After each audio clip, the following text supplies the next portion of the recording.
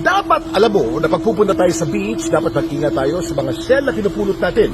Itong hawak kong shell, ito ang pinakapakabandag na shell na may lason na 20 times na mas malakas sa lason ng cobra.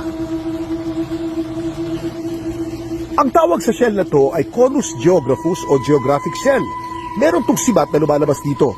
At itong sibat na to ay pag tumusok sa iyo, ang laso nito ay talagang mamamatay ka pagkatapos ng 1 oras hanggang 5 oras lamang.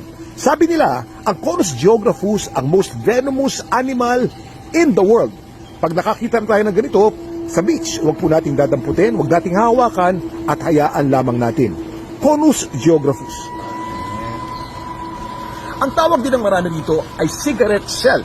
Dahil sabi doon sa Europa, pag ito daw ay tumusok sa iyo, pagkatapos ng isang sigarilyo, patay ka na. Ito yung nakikita sa mga Indo-Pacific region at marami po nito sa Pilipinas, kaya mag-ingat po tayo. Yan ang dapat alam mo.